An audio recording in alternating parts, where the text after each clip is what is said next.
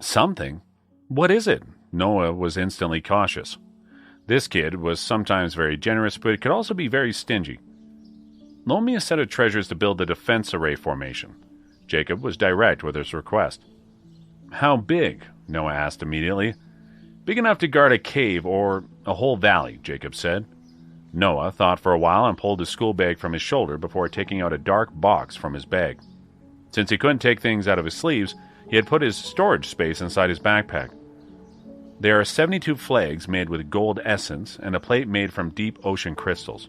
The array made with them should keep out 4th-level cultivators, Noah said confidently as he put the box into Jacob's hand. Jacob thought for a while. 4th-level cultivators were equivalent to top-tier core formation realm cultivators. Such a defense array was enough in 5th heaven. Thank you. Jacob put the box in his pocket. Noah snorted arrogantly in response.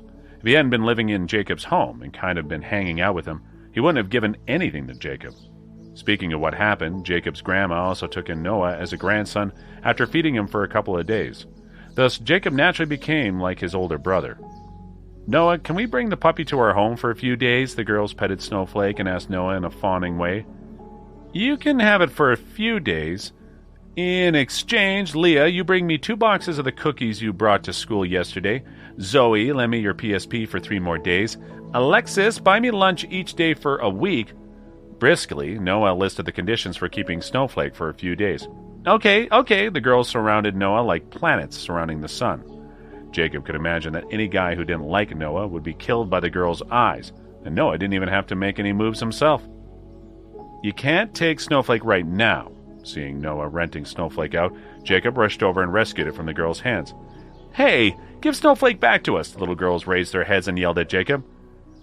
You deal with them, Jacob threw the words at Noah before running away with Snowflake in his arms. Under the anxious glances of the girls, Jacob carried Snowflake to a corner before tossing it into his necklace. Seemed like Noah had a good school life. No wonder he didn't want to go back to the North Atlantic Dragon Palace.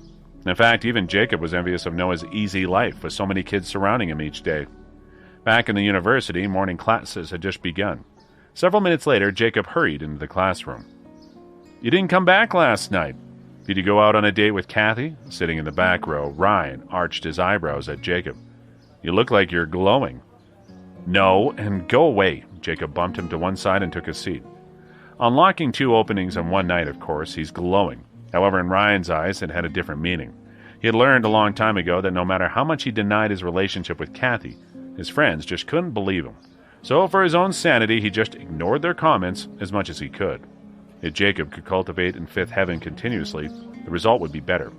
However, if he was absent from classes for an extended period, he would probably be reported missing to the police. Hey, Ryan bumped Jacob with his elbow. You're close with Susan, right? Do you know when she'll come back to teach us? Ryan's question was a common concern of all the guys in their class. Since Susan was absent due to her sickness, the guys missed their beautiful teacher. How would I know? I haven't seen her recently, Jacob lied. Ryan looked disappointed, though he had not expected Jacob would know about Susan's situation. Jacob sat up and his eyes fell on Kathy, who was making notes with her head lowered. Suddenly a thought occurred in his mind. If I bring Kathy to 5th heaven, her cultivation progress could also probably increase, Jacob thought to himself. Hey, Ryan bumped Jacob again. Let's go to the internet cafe together this evening. Sam will come back today. How are his matches recently? Jacob asked him casually. They entered the top 16. The quarterfinals will begin next week. Oh, that sounds good, Jacob said. They entered the national quarterfinals. How can you sound so casual about it? Ryan almost yelled, seeing the teacher on the platform glance their way. He immediately lowered his head. Yeah, they're awesome, Jacob nodded. Ryan collapsed onto the desk, wondering how Jacob could sound so casual after learning about the exciting news of Sam's basketball team entering the national quarterfinals. He didn't know that Jacob's vision had far surpassed the university. What Jacob was concerned about was the general examination of the Dragon God Shrine in 1 month, and the crisis the North Atlantic Dragon Clan was facing. The strength of one core formation realm cultivator was almost equivalent to that of a troop of 30 to 50,000 soldiers, and the insignificant results on the basketball court could no longer draw his attention.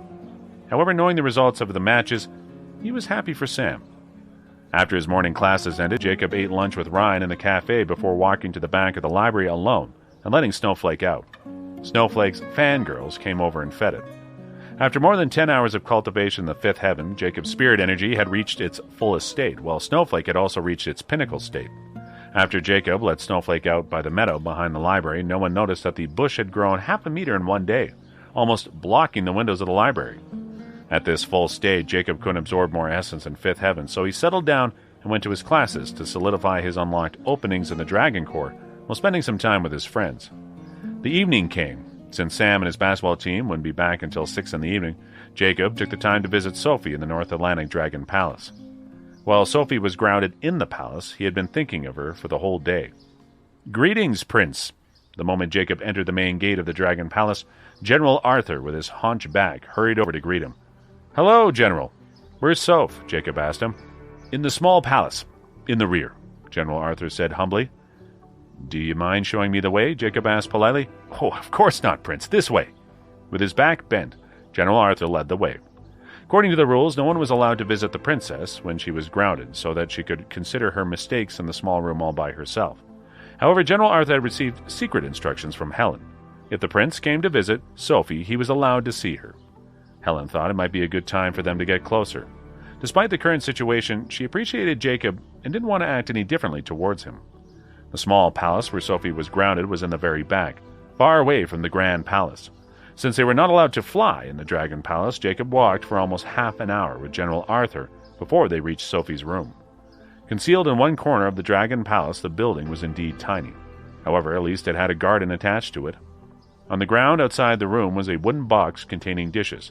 Obviously, Sophie was still angry and refused to eat. "Prince, I can't go any further, or I'll break the rules." Walking Jacob to the entrance of the building, General Arthur stopped. During the time Sophie was grounded, no one was allowed to get close to her. Even the meals were placed outside the door at certain hours. If she didn't eat, the meals would be taken away.